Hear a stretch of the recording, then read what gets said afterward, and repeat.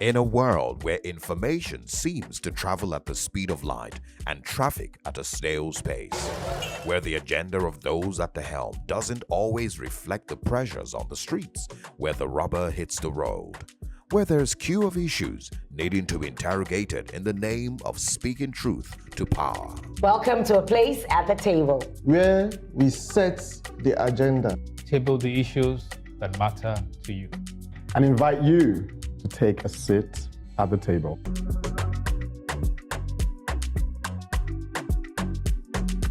Welcome to A Place at the Table. You could call it the marketplace or even a melting point. Here's my offering. Section 99 is being ignored and Nigerians suffer the consequences. Yes, Mart, you have landed a solid one there. I'll be throwing this into the pot. Did you know that menstrual health and mental health are connected? Right, keep listening. Welcome to the table, Blessing. Thank you so much, Funke. I look forward to hearing more on your advocacy. I too will be unveiling the oft neglected side to life that props things up and making a case for care as infrastructure. a case for care as infrastructure. That has a ring to it. How is this for a catchy phrase? Trading places, why Africa must prioritize regional trade. Yinka, we will sing and dance it if it makes the past that be tuning and act and bringing us full circle and saying 2027, Haba, let's fix 2025 first. I'll be Mart.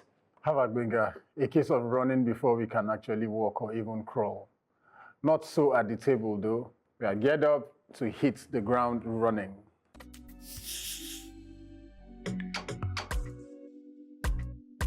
With over 2 years remaining until the 2027 general elections, political activities are ramping up across Nigeria. Governors are switching parties, an influx of political endorsements is occurring, and campaign-like efforts are escalating, all of which visibly contravenes Section 99 of the Electoral Act, which states that the period of campaigning in public by every political party shall commence 150 days before polling day and to end 24 hours prior to that day.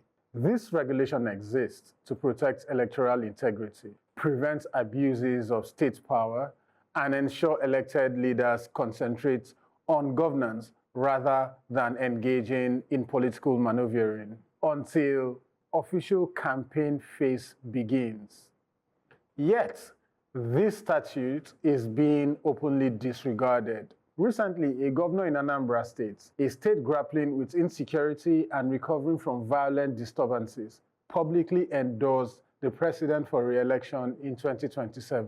In Delta State, another governor transitioned to the ruling party, claiming it was a strategic choice to align with Abuja, a clear indication of political realignment ahead of the upcoming election.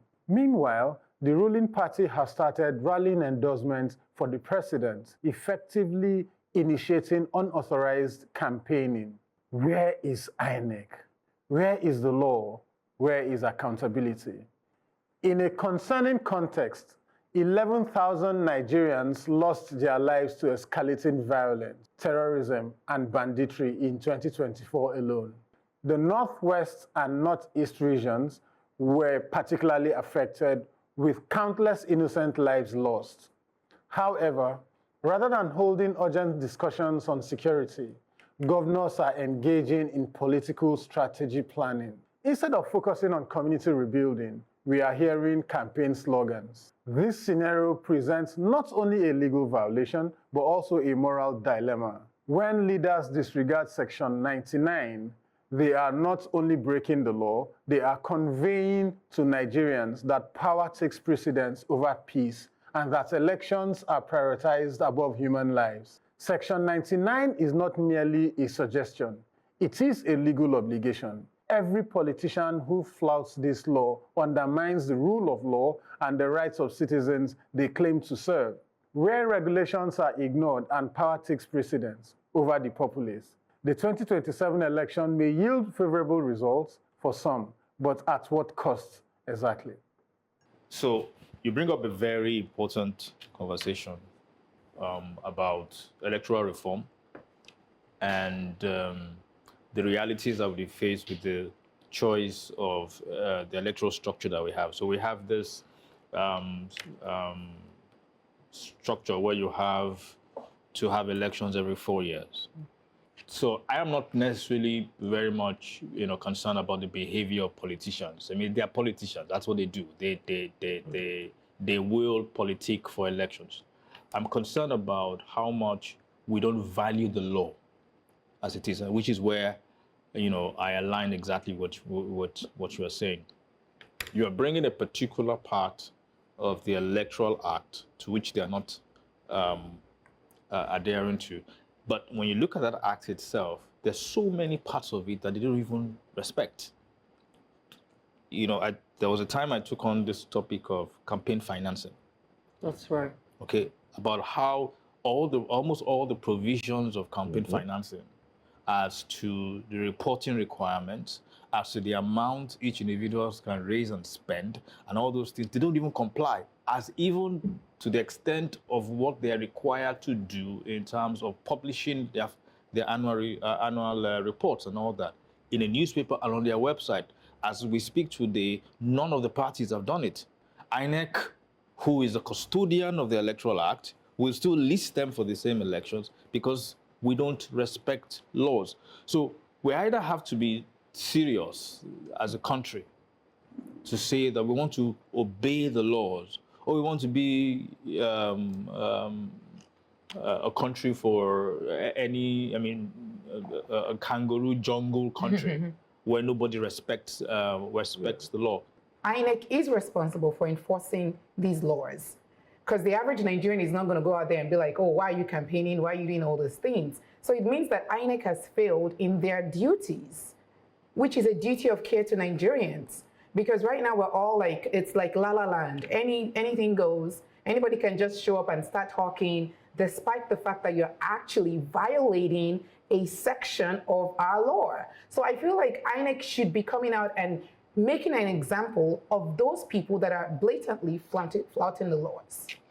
All right. I think more thoughts needs to be given into the law-making process. And if you look at Nigeria in general, we have fantastic laws, but the problem is implementation. So my advice to the lawmakers is in your lawmaking processes, please make laws that are enforceable, that are clearly written and are realistic. Like the campaign funding, the idea and the spirit behind it is fantastic. It shows transparency.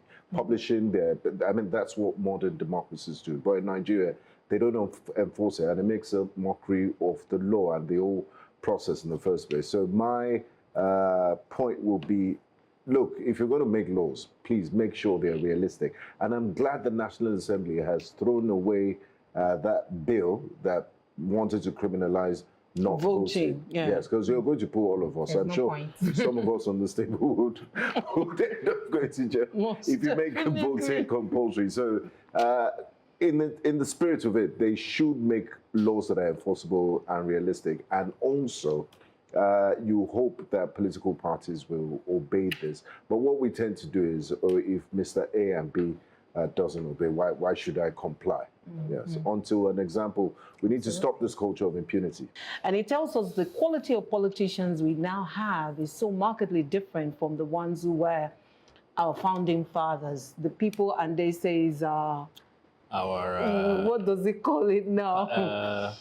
Heroes past. And these heroes past, nowadays it's survival of the politician rather than the survival of the country. That's one.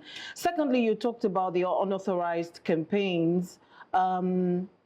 Again, we're doing what we ought to do here. And that's rerouting everybody to say, look, there is a section in the Constitution that says this is not right.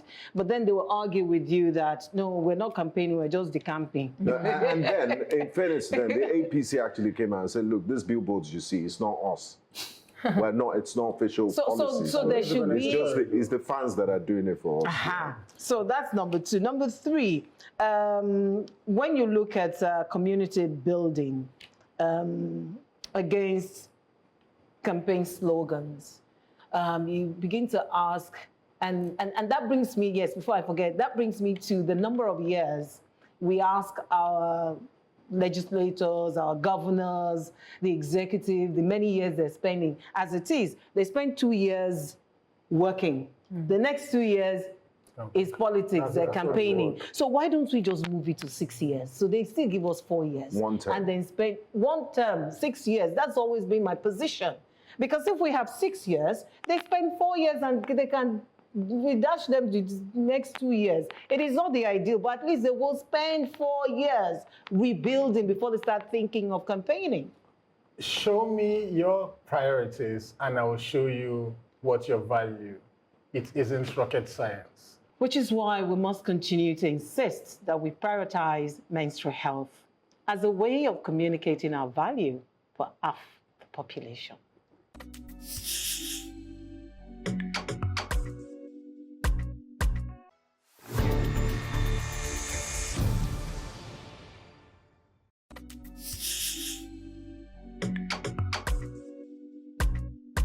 Mental health is a state of well-being that enables people to cope with life's stresses, realize their potential, learn and work effectively. Menstruation, on the other hand, is vital to human reproduction and the human population. Yet rarely do we connect the two, mental health and menstrual health. Since 1949, May, the month of May, has been Mental Health Awareness Month in the US. And May 28 is recognized globally as Menstrual Hygiene Day.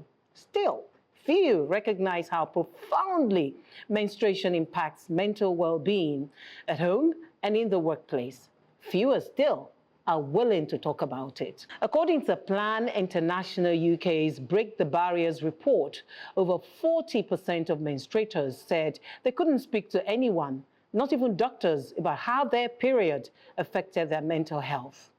In Uganda, studies have found strong links between poor menstrual health and mental distress among adolescent girls. In Enugu, Nigeria, schoolgirls reported experiencing shame and embarrassment and stigma surrounding menstruation, resulting in absenteeism and emotional stress. UNESCO estimates that 1 in 10 girls in Sub-Saharan Africa misses school during menstruation. These realities call for broader psychological and social interventions. Now, the three dominant discourses around menstruation, stigma, commercialization, and medicalization, all take a toll on mental health. Take advertising, for example, which puts pressure on menstruators to perform. You see girls leap around, jump joyfully in TV ads for pads, smiling, erasing the pain and fatigue, as if buying a product erases discomfort. I don't understand, it doesn't. These images do not mirror reality. Through the lens of medicalization, menstruation becomes a list of disorders, surgeries, and hormonal changes, furthering shame, silence, and mental strain. And now the emotional burden. It doesn't end with the menstruator. Families are affected too, where primary caregivers include husbands, sons, brothers, uncles, and perhaps zaddies. That's why at the recent Big Ideas platform by Dr. Obi Ezekwesili's School for Politics, Policies and Governance, SPPG, I advocated for open dialogue through media to help destigmatize menstruation. I also called for the inclusion of menstrual leave in labor laws, as seen in Zambia. This isn't a fight with men. It's a call for empathy. It's a call for visibility, dignity, and better mental health for all who menstruate. I think that this is a very important topic and conversation that needs to be had, especially, so I'm not even going to look at the women now. I'm talking about the men, for example, because not too many men understand what goes on in a woman's body and mind. And menstrual health is something that's, like you rightly stated in your advocacy, that has to deal with empathy, mood swings, body pains, and all that. And even the stigmatization around it, that, oh, you know, don't touch me, don't do this. I mean, it happens with guys. Yeah. I have been there, that's why I'm saying this. So, like, somebody is going through her menstrual cycle or menstrual flow, and then you are trying to avoid contact, avoid things, or tread with care and all that. That is in its form stigma. It is. But as you grow and you have access to more information, you then realize that this is normal, and then you should not stigmatize people based on this. And I encourage people now, my friends, to say, listen, for you to understand your woman better, have her period calendar also on your phone. Oh. This also helps you to understand when she's giving you attitude. Because it comes with irritability, exactly. It comes with mood swings. So you will know what she's going through, and how you can respond. And also find out the kind of things she wants to eat, like the diet. Yeah, because there's the nutrition part of it. Absolutely. Yes. Thank you. So if you have that information, and then you are able to act based on that information, you have a more peaceful home, and leave this idea of slicing them like this, and because maybe she's going through her circle and she's like, why are you talking to me like that? And you don't even understand why she's reacting that way, and then there's a full-blown war, and then divorce comes in the end. So please, men, let's try as much as possible to put ourselves in the shoes of our sisters, our women, and our loved ones, and so that we can be better informed and educated and act and do better. Fantastic advocacy, Funke. It's one issue that we really need to talk about, because, I mean, you didn't create yourself. It's part of God's grand design that these things do occur, and they have consequences. And I'm happy you raised the issue of Zambia that gives period leave. Menstrual leave, Menstrual leave, because they understand what happens to the woman's body during this period. You can't function at your optimum level. So they've, in their wisdom, and it happens in a couple of Western countries too, granted workers that period to just take that period off and cool off and take care of your body. It's very important. Another thing you didn't mention is period poverty. So many people can't afford these pads, and that's why the stigmatization and the shaming comes in. And it's very, you also touched on the advertising, but I think the advertisers are just doing what advertisers do. I remember growing up when cigarette adverts were still allowed to air on television. You see somebody smoking and he graduated with a first class.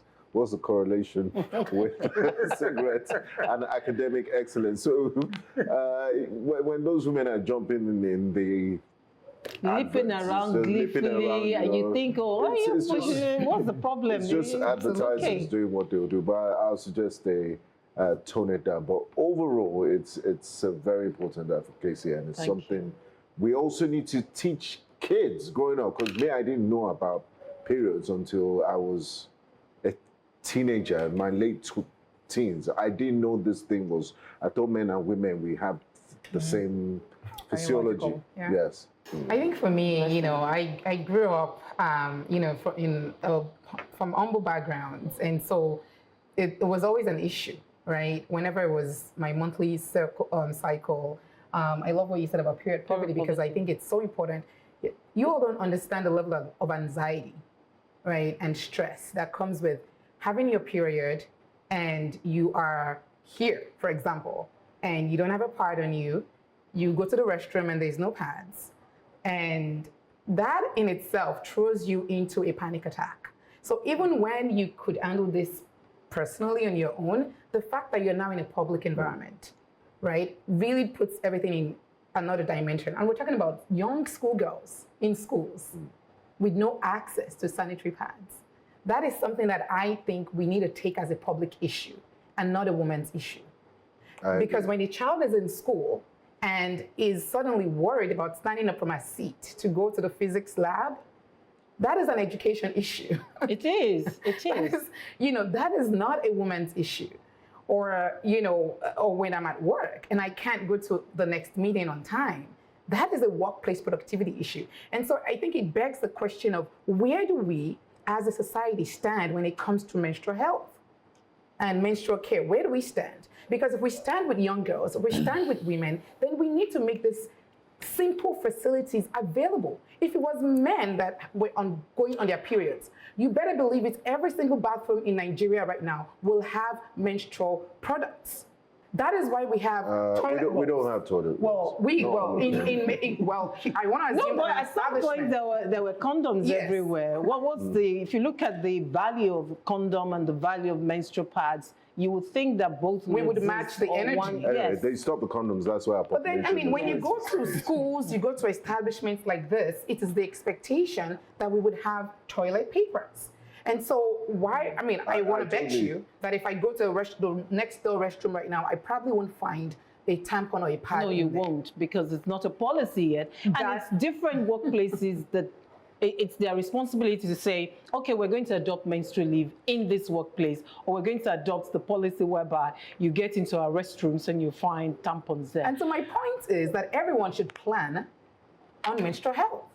If you're an employer, you need to stock tampons and pads in every restaurant. If you're a restaurant, people are coming in there to eat, to do business, you need to stock menstrual products. And for schools, you And need pad schools, banks. it's a no-brainer. Yes, pad banks in schools. I have been one of the people educated by your advocacy on this subject a lot, and I think that that's what we need to do a lot more. Talk about it, talk about the issues, period poverty, for instance, the economic realities of it. We must make it a human rights issue. That's right. Because if we don't connect it to basic human rights, then we will not get the economics right. Okay? It is a right of a woman to be able to have a pad bank, and it's not something that we should argue about. All right? It's something that should be there. I would go into my restroom at my workplace, and in the men's room, there's a condom pack there. And it's because, we've made the arguments around HIV/AIDS and all that stuff. But we need to also make that argument around sanitary Menstrual pads. dignity, yes. Yes, but it has an economic component of it. There are companies today who are manufacturing, who are in that space. It's not going to be a very easy conversation, but we need to have that conversation, and we need to be serious about it. And the last bit I just want to say is, we need to do a lot about the stigma. And part of the stigma is not being able to talk about it. There's a lot of silence. There's a lot of silence. Yes. And I want to talk about the religious part of it. We come from a place where, when you read some verses of scripture, for instance, that connects period to being unclean. It's dirty. As a woman being unclean. And those are the things that are somehow taught in our religious centers. Yes. A woman, a girl, a teenager tends to feel that she's not worthy. And we know better now that whether you are, on a period or not period, doesn't mean that you're not worthy or you are unclean or whatever. But that's what religion has injected into the minds of people. And so I want to urge our religious leaders.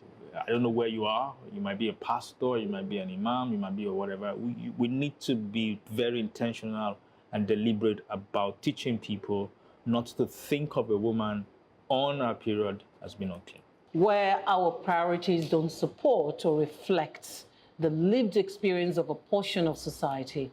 Isn't this what we call marginalization? You have a point there, Funke. Let's not wait until the burden bearers can no longer bear the burden to find out what happens next.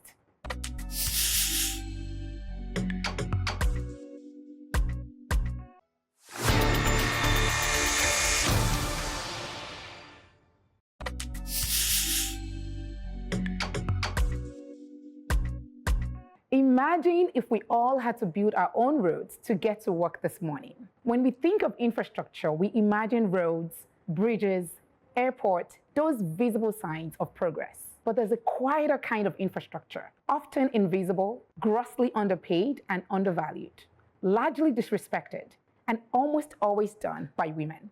It's care, and without it, nothing else works.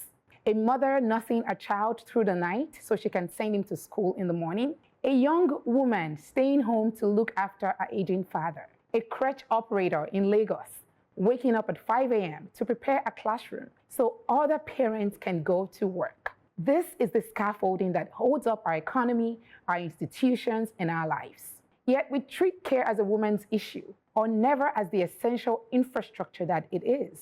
It's an economic issue. Care work powers all work. The truth is, no nation can grow if its women are stuck in cycles of unpaid and underpaid care. No economy can compete globally when half its workforce is sidelined by a lack of affordable childcare or elder care. And no society is truly equal if care remains a silent sacrifice rather than a shared responsibility. Here in Nigeria, we have about 35 million children under 5 who rely on care outside of their homes. But we still have no national system to license and monitor the quality of that care. Essentially, parents are relying on word of mouth. Operators face unclear processes and exploitative bills. Children suffer the most. And we can change that. We must invest in care, and we invest in roads. That means minimum standards, digital licensing, portals, funding for care entrepreneurs, and policies that see care as a growth engine, not a side hustle. It means designing cities, budgets, and workplaces with caregiving in mind. Care is not a private issue. It is public infrastructure. It enables learning, it powers businesses, it keeps our communities strong. And if we want a Nigeria that thrives, we must finally give care a place at the table. Boom! There you go. That was powerful. That was really powerful. That's all I'm going to say for now. Digest everything. Let me let it sink in. So, I believe in Africa in general, not just Nigeria, we have this family structure, societal, we're very communistic, societal social nets and safety nets where the government has failed to provide the necessary infrastructure. And okay, this uncle will take care of this kid, or will just, and that's why I think it's very wrong for children to start school. I mean, you see 2-year-olds going to school. What are they going to learn at a very early age? And they're taking them to school not because they want them to learn. It's just, oh, the parents have to go to work, and you just dump them there. And it's almost like a holding bay until they come back. You're not really concerned about what goes on in this daycare centers and what have you. So I like the part where you mentioned regulation and also licensing. I don't think we're paying enough attention to it. And you didn't reduce your care to just young children and toddlers. The elderly also need to take care of their, they need some form of care.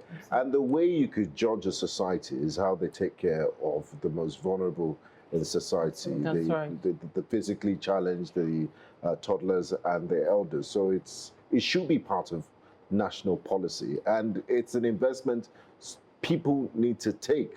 But I feel we don't talk much about it because we just believe that school has taken that role of caregiving. And I think we don't talk about it as well because we just assume that women will do it. Oh, yes. And that women will do it for free. Their right? business. And I remember. Yes, and we also need to understand, and I believe the modern, let me speak for myself. I can't vouch for Nigerian men in general. I remember I always make it a point of duty to take my wife for antenatal to the hospital. And the nurses are always surprised, like, this man is here, that it's almost like a rare occurrence. You don't expect a man that it was a joint move to impregnate. I mean, it takes two people to have a baby. He's not with his wife for, regular hospital checks. That's his responsibility. And we'll go to you. Hopefully you've gathered your thoughts. But I agree with you. Our society doesn't believe that men are capable of care. And that is why the minute something happens, have you called your sister? Because we always just push the women forward. And before I come to you, it's also important for us to note on this table that Nigeria is on track to be the 3rd most populous country by 2040. And half of that population is going to be under 15. Wow. And so what does that mean if we don't solve for care, if we don't even have a national care policy? What is going to happen to those children and our elderly ones? Actually, that number jumped at me. I mean, I had to write it down. 35 million children under 5 years who rely on caregiving outside their homes. That is a lot. Huge number. It's a huge amount. That's a country. You know, Mart, exactly. Mart, you talked about community building and campaign promises in your, and campaigning in your advocacy. This is it. This is community building. This is giving care the attention that it deserves. You said a lot of things in your advocacy. I'm just going to pick out some. Care work powers all work. Because just as you've explained in your advocacy, the care people, the people in the care industry, because this is an industry, the care industry do this so that we all can face other things. So we need to prioritize it and bring regulation. We must invest in care the way we invest in roads. I mean, that comparison is very powerful. And you also talked about care not being a private issue, it's a public infrastructure. It enables learning, powers businesses and communities as well. And finally, you said if we want a Nigeria that thrives, we must finally give care a place at the table. And it's because we're always thinking care is about human resources in the workplace. So anything about human resources, we just ship it out to the human resource people and the women. What I want to say as I close is that if we want to take the human resources of this nation seriously, and we want to prioritize it, we must look into the care industry and look at how care entrepreneurs are surviving, what they need to make it easy for them. One of the things that drive the UK economy is care work through NHS. Yeah. And we see how many Nigerians and Africans flock into UK to be able to get, and some of the things they are paid, the monies they are paid, like a lot of Nigerians, whether banking, Nigerian lawyers and professionals, can't even match up to that level of salary or remuneration. So at the end of the day, I think this advocacy is very important because it's an eye-opener. And I'll say this because when I was schooling in the UK, a friend of mine had a child. And so, like you rightly said, it's culture and tradition makes it look like care is supposed to be for certain people, and it's expected that you should have one poor cousin or underprivileged person or somebody who comes to your house and stays, and then maybe you pay their fees and that's it, they take care of, they provide care, essentially. But what happened was that my friend's mom told them, they are both English, said, you're paying me per hour. Each time you bring your daughter to my house. For her own granddaughter. Exactly. Well, care is not free. Now, so because she also has her own job. So if you think that you're providing care for your child, then subsidize mine, and then I can take care of that.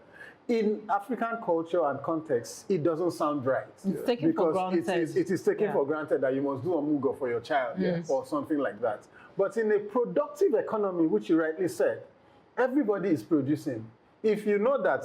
And my time is valuable. If you know that giving birth is going to take away from your power, your earning power, then prioritize and decide what you want to do. You don't have to give birth if you must work, so that you don't put your burden on someone else. Family planning too.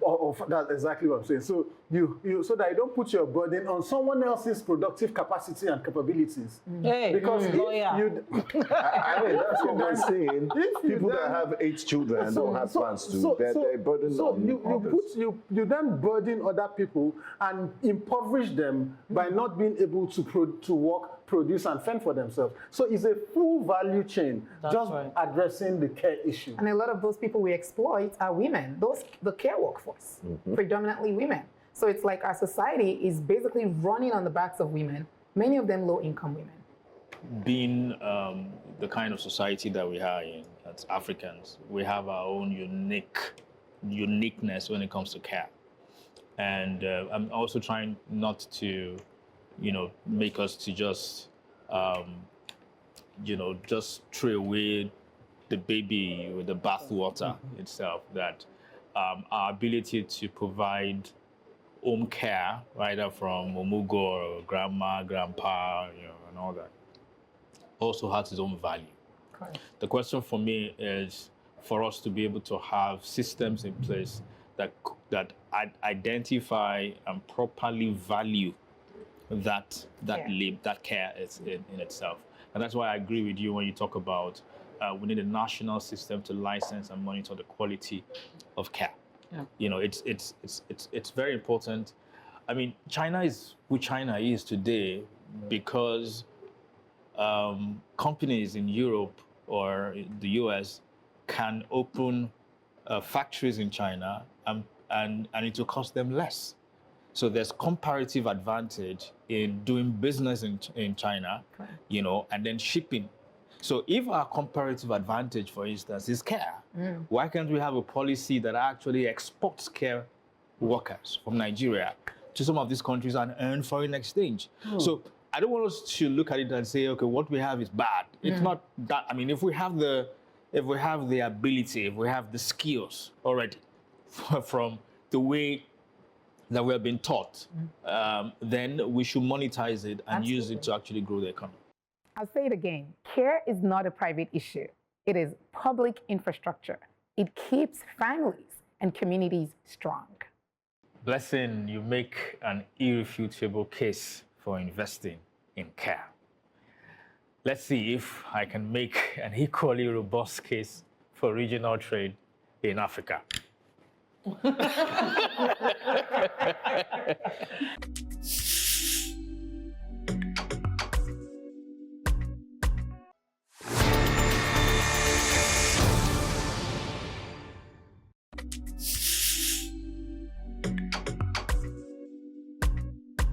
Trade is often described as the engine of development. By facilitating the exchange of goods and services and technologies, trade can boost economic growth, create jobs, reduce poverty, and increase economic opportunities. It's no wonder every country wants to cut bilateral and multilateral trade deals. African countries have not been left out. We've seen African leaders traverse the world to seek various trade deals. Despite these deals, Africa has only been able to contribute 2.7% to global world trade, compared to 16% by the EU, 30% by Asia, and 20% by North and South America. A significant portion of trade comes from intra-regional trade. In 2023, intra-EU and intra-Asia trade were 1.6 times as high as extra-EU and extra-Asian trade. This implies that well over half of the EU and Asian trade activities was conducted internally among its member states. In Africa, according to a report by Afreximbank, intra-Africa trade accounted for only 15% of Africa's total trade, reaching $192 billion.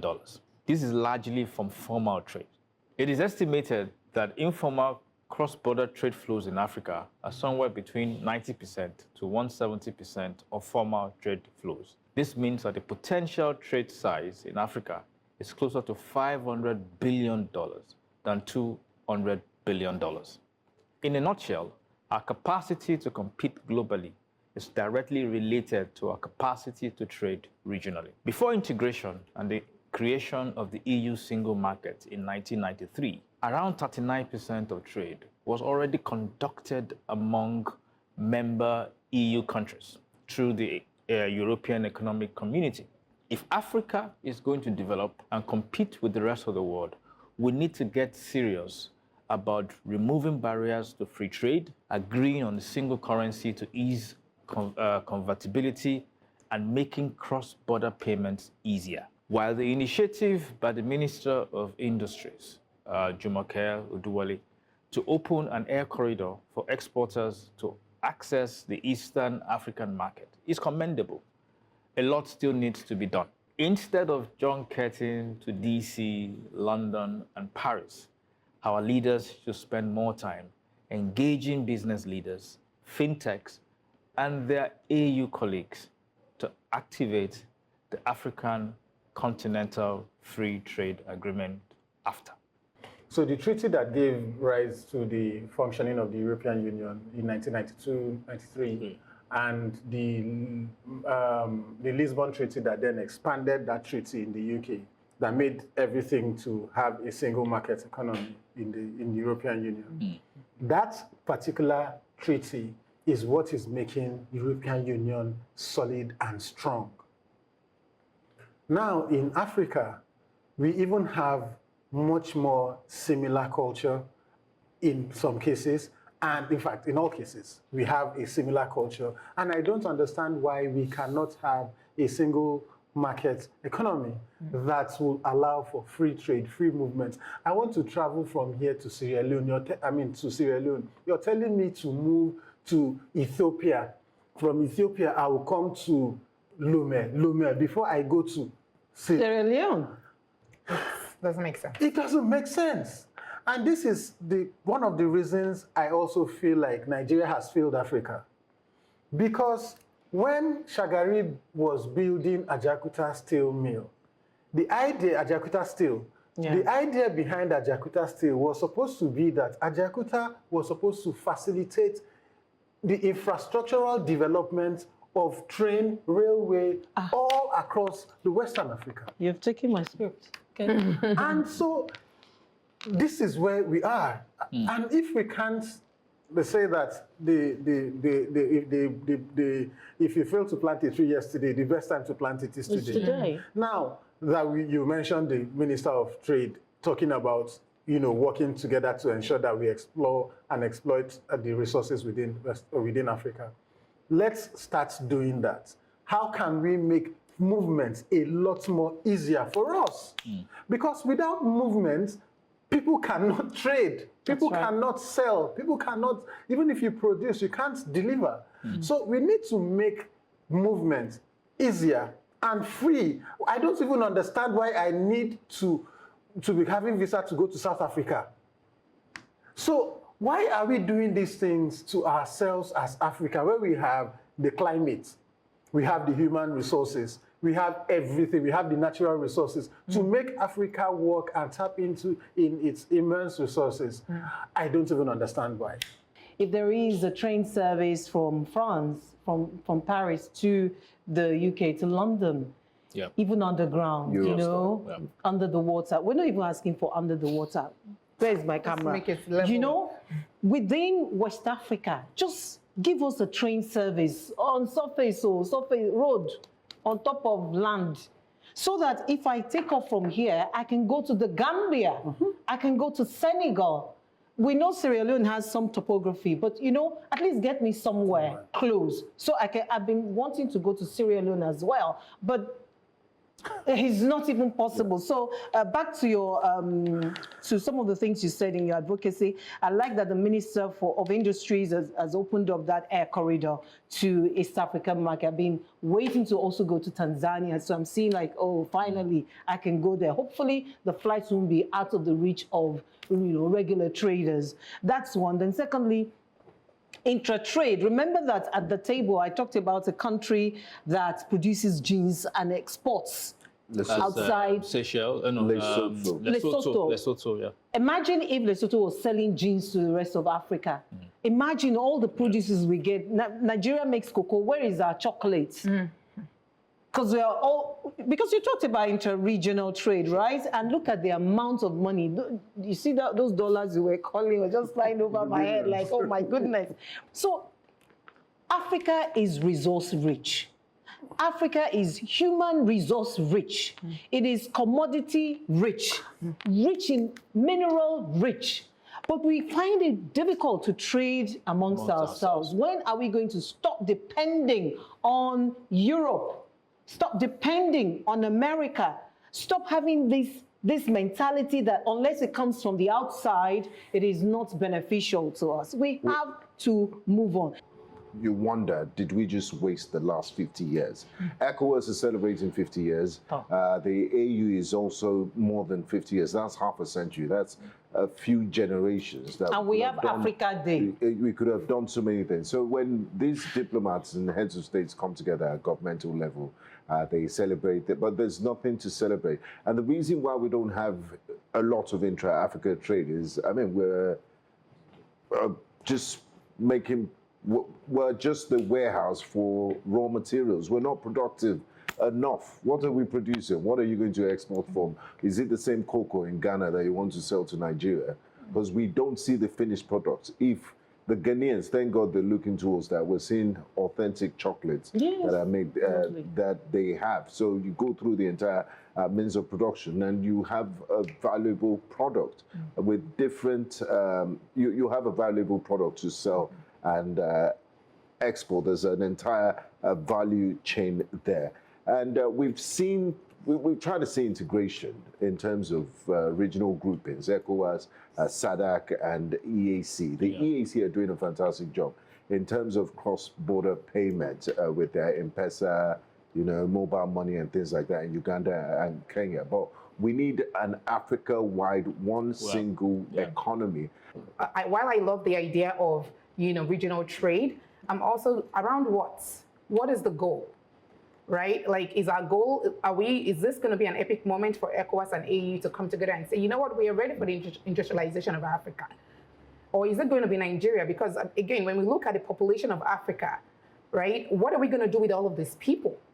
It's time we start looking at our people as commodities that we can put to work. No, I mean, they did it in China, where, I mean, I think we need to start putting things in plain words.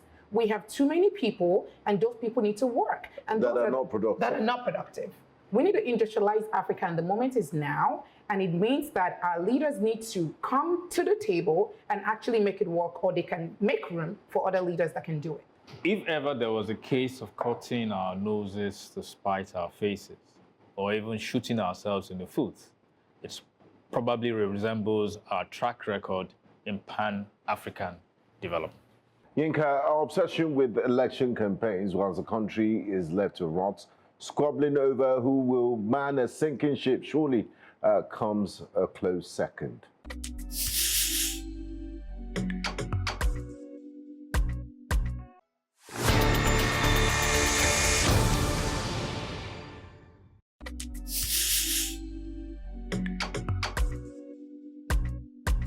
My fellow Nigerians, we have just hit the 2-year mark of this administration, and suddenly all roads lead to 2027. Defections here, endorsements there, and billboards rising faster than food prices. Are we really okay? Almost every week, top politicians switch parties like they're exchanging jerseys during halftime at a football match. Some are already declaring for 2027 like it's next month. We haven't even fixed 2025. Meanwhile, real issues are choking us. Over 10 million Nigerian children are out of school. 133 million Nigerians live in multi-dimensional poverty with no access to proper housing, healthcare, or even clean water. Inflation over 23%. Food inflation in double digits. Insecurity is still a national epidemic. From Zamfara to Plateau, to Kaduna to Imo, people are being kidnapped, killed and displaced. But instead of solutions, we get photo ops and slogans. Let me say this clearly. We cannot be obsessing over elections when governance is dying. Nigeria is not a campaign ground. It's a country in crisis. Our National Assembly, well, they're focused on alignments instead of laws. Governors more interested in the next term than the roads, hospitals, and schools falling apart under their watch. We must stop this madness. 2027 will mean nothing if we don't survive 2025. Let's demand leadership, not politicking. Let's insist in action, not ambition. Because if our leaders won't pause their campaigns to fix the present, then maybe, just maybe, they don't deserve a future in power at all. So I don't even understand what fuels, what propels, what engineers these people to think that they can live for the next 2 years, 4 years, and all they do is for just their selfish interests without even doing the right thing. That can at least make somebody pray for you to say, this is our governor, this is our president, or this is our senator, God will bless you. Just, as opposed to taking up this. But we know the ones encouraging it. We know the ones that put those billboards there. Are you sure you put anybody there? With what INEC has been doing? Interesting. And with what your judiciary has also been enabling. So the question is that at the end of the day, you cannot say that you voted for people in power. No, I'm not even talking of the campaigning, because it's ordinary Nigerians, not politicians, that put those billboards in 2025. I think it's also the problem. Ordinary Nigerians that put billboards. No. What it means is No, it's an investment. It's actually an investment. They're actually Nigerians. They are pouring water on the floor. Who are trying to position themselves. Those are not ordinary Nigerians. Oh, well, for you to be able to position yourself before the president of Nigeria to see you are not an ordinary Nigerian. I agree with you. The point you're making is that they're Nigerians. But they're not politicians. That's the point. I also do disagree. Because if you have a political interest that you're beginning to play the role of a politician, billboard mounting and sponsorship is a lot of money. It's a lot of money. Yeah. You're already positioning like you rightly said. So it's an investment. I mean, if I'm it's thinking, a political investment. yeah, it's an investment. Exactly. I mean, that's what I want to correct. Matt, we're in this country together. We're not strangers. You know how this thing works. If I want to position myself for political office or to get close to a politician, I start to invest in that politician's campaign. You start to dance like you're in a circus. We'll come together, we'll put money together to buy buses, we'll put money together to put billboards and all that, and mention the name of where it's coming from so that person knows that I'm the one investing. When you get there, remember me. Remember me. But I think it isn't. So I spent about 20 years in the U.S. and part of my problem with Nigeria is our citizens are just not a part of the political process. We are, some people show up to vote, obviously, but we don't understand the laws. We don't understand how we need to show up and how we can demand. We're disconnected from the process. There's a huge They comment disconnection. on Tunde Ednok. But they will, yes, they are on Instablog. They are on Instablog, they are on, all of these platforms. But we simply do not participate in demanding from our political leaders. Because I want to imagine that if you run for president or for office under a certain premise, that by year 2, I should be able to come to you and say, have you delivered on all of this? And if you haven't, I'm going to remind you. And you should be working for the next 2 years to close that gap. But we have a situation where in Nigeria, any problem is like, oh, let's take it to church on Sunday. Or it's the president's fault. Or it's the president's fault. They don't even know the names of their representatives. Correct. So I want to go back to your point because you said something about food inflation, because I actually want to tie some of these things together. Food inflation at double digits, we're saying anywhere from 23 to 32%. We need to get people out there onto the farms. I mean, we have to get there. There's so many able-bodied men that are not doing anything. Food insecurity is a huge problem in Nigeria. Our leaders are not taking this seriously. I feel like we need to, honestly, we need to declare a state of emergency when it comes to food. It's also a national security Absolutely. issue. So that's that. The lack of accountability. There has to be a process for us to hold our leaders accountable. We are not there, and we need to get there very, very fast. Because like I said, if we are going to, by 2040, be the third largest country behind China and India, the time for any honest really is stopping now. I love your sense of urgency, and I wish those politicians that use sirens, you think they're running to fix the country, that urgency to clear everyone from traffic. Because we have serious issues, fundamental issues that need to be addressed. And no one is even looking at it. They just, and this vision to think 2027 and 2025, they're not even using it to, vision for policies that they will change the issues that they're going to deal with. This vision is just to get themselves back in office, to do nothing. Yeah. Nigeria. I was reading an article on LinkedIn yesterday, somebody talking about Ashoke being at the center of fashion in Nigeria now, the explosion around the Ashoke. And the person said, but do you know that we risk losing the production of Ashoke because it's the older people who know how to weave. The younger ones are not there to take over from them. That's number one. Number two, do we know that some of the threads and other items that they use to make Ashoke is now being imported? So that gave me a lot of concern. Like, what is wrong with us? You just talked about food security, about, look, we need to make it a national. How many of our young ones are interested in agriculture? We can't expect these old people using farm and hoe and cutlasses to be there producing for us. The yield is low. And there's still high import duties on tractors. I would expect the government to ease the runway. Exactly. To make agriculture attractive to the younger ones, to make our culture and cultural industries, to make them attractive to our young ones. How are you going to make my 23-year-old or 27-year-old daughter or son to get into Ashoke making? And there's an export market for that. The Nigerian diaspora is huge. It is And huge. I think part of it is they don't understand the economics. So Nigerians, we tend to look at things from this level. Like we're not looking at the macroeconomic condition. We're not looking at, okay, what are the things? For example, nobody is using cutlasses and oars anymore. Sure. So we need to start showing how large this agricultural economy actually is, and expect our banks and our financing instruments to actually fund those investments. But we are not there yet as a country. You know, you said something about the U.S. You've been in the U.S. for 20 years, right?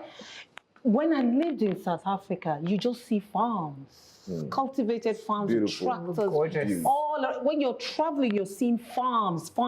You come to Nigeria, you see bush, forest, church, mosque, you know, church. plaza. Like we're just in love with. And what are we producing? We're selling. I mean, those things that are in that plaza, a lot of them are imported. Over 80% of those things. No, there has to be a Finally. shift. There has to be a shift. And we're talking to you, our leaders, our political leaders. It's just 2 years, midterm. Please, you need to reroute. You need to recalibrate. You need to look at all of this. You travel out. You go to all these beautiful places. Make Nigeria beautiful. Make Nigeria viable. Recalibrate. Bring our youth back to the essential areas we should be looking at so that Nigeria can be great. Show me your priorities and I will show you what you value. It really isn't rocket science, but who will call it out? Join us again, same channel, same time next week, and let's keep speaking truth to power. Till then, it's goodbye from all of us. Peace. To the Middle East.